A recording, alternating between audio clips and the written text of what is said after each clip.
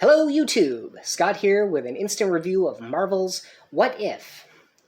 Episode 6, What If Killmonger Saved Tony Stark? Now, getting past the usual stuff with the voices and animation, most of the people who played the characters did also voice them. Not really the big ones from Iron Man, in fact, none of the big ones from Iron Man. No Tony Stark, no Pepper Potts, no Obadiah Stane, who is in this, but obviously voiced by somebody else. But the rest of them seem to be there. Happy Hogan, Killmonger, of course, like the entire Black Panther cast with the exception of Shuri. And the animation, actually really liked it this time. There's this battle scene that is just so well done. It was amazing. I was kind of in awe while I was watching it. But then sometimes the individual characters don't work that well. Like Pepper Potts in particular, I wasn't a fan of the animation. But let's get to the story. Because imagine, if you will, the beginning of Iron Man. The military convoy that Tony Stark's in has been set upon by terrorists. He's leaning up against a rock watching one of his own missiles that just landed next to him. But out of nowhere, somebody picks it up and hurls it into the distance where it explodes. And it turns out to be Eric Killmonger Stevens. Now, as a reward for this, Tony initially makes Eric his head of security. But when Eric outs Obadiah Stane as the one who set up the attack on him, Tony fires him and gives Eric Obadiah's job. And that seems to all be part of Killmonger's plan. His incredibly long, kind of convoluted plan to become Black Panther. I know that seems weird, but bear with me because this is going to be a bit. So Eric and Tony bond over the fact that they are orphans. Eric brings up the fact that as a grad student at MIT, he came up with the idea of an automated drone that would make human soldiers hopefully obsolete. Tony, being the kind of guy who would fund a crazy project like this, decides to make it work. So they create what is known as the Liberator drone, with an interesting little joke about how if it doesn't work, they're going to have the world's most expensive Gundam robot. Because it does look like one. Eric says he's a fan of anime. Now they need a power source for this to work, and Tony initially suggests a miniaturized arc reactor. But since this isn't the original timeline, the Marvel Prime timeline, if you will, he didn't create one yet. And in fact, he's never going to, because Eric suggests instead using vibranium, and he happens to have his late father's vibranium ring. So they use this to create a Liberator drone. But of course, if they want to mass produce them, they need more vibranium. Rhodey is the military liaison to Stark Industries, so Tony sends him to Africa to deal with Ulysses Claw. Remember him, the black market vibranium dealer? Now, while in Africa at the salvage yard, Black Panther shows up and basically slices and dices his way through Claw's men before being stopped and killed, along with Rhodey, by Killmonger, because he has a plan to get that vibranium for himself. So there's this shot where both T'Challa and Rhodey are given military funerals. Killmonger's literally there saluting Rhodey, which is just, I hate that. And since an American was killed and there was a Wakandan spear, well, that doesn't really bode very well for Wakanda.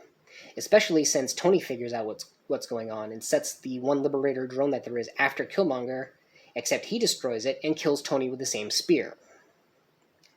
So good old General Thunderbolt Ross decides it's time for the military to take control of Stark Industries.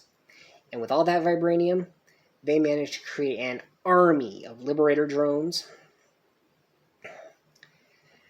Now, of course, they need to get into Wakanda.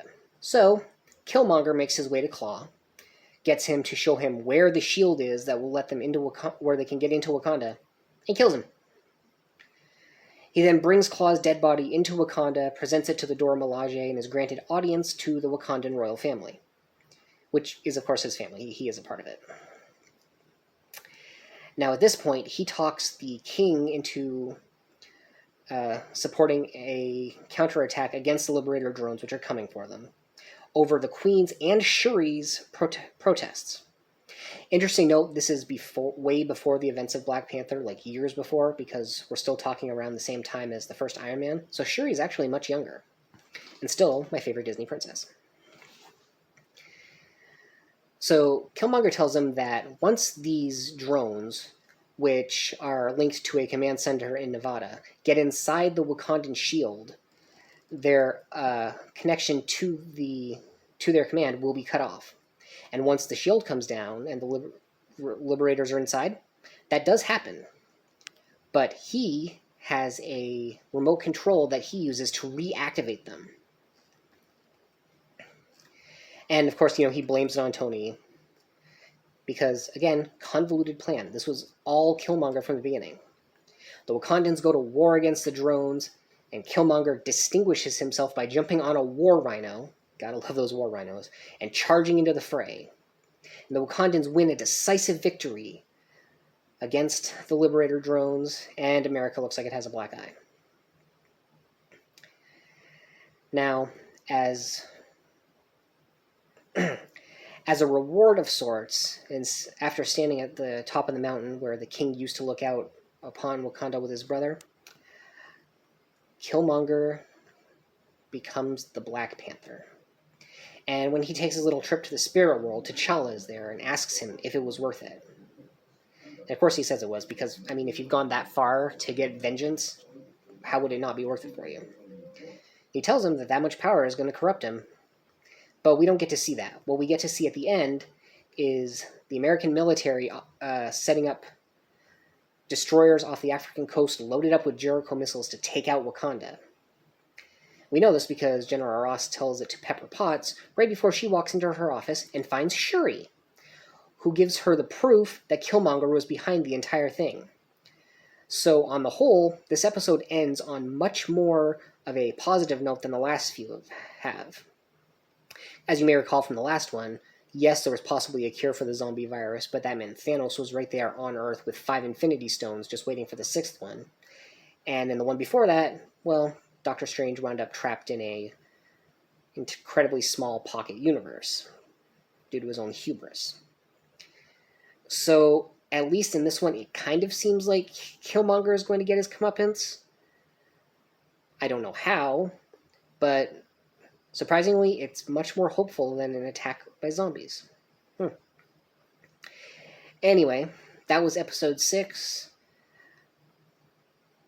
All things considered, I don't know if I liked, how convoluted this whole plan was. It kind of seemed like the kind of thing that, Ryan George would disparage in a pitch meeting and talk about how many ways it could have possibly gone wrong.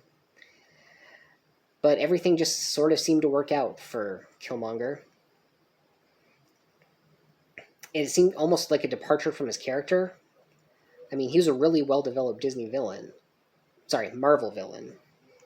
But this is just, he wasn't really talking about arming, oppressed people around the world. It just all seemed like vengeance for his father being murdered. He got back in with the royal family. He got to be Black Panther. And all it cost was 3 dead heroes. And one of whom never got to be a hero because Killmonger was there. Anyway, I'm kind of rambling at this point, so I will leave it to you. What did you think of the episode? Did you like it? Did you not? Leave a comment, like, share, please subscribe, anybody. And, until the next episode comes along, I've been Scott, and this has been Opinions No One Cares About. Everyone has opinions. This one was mine.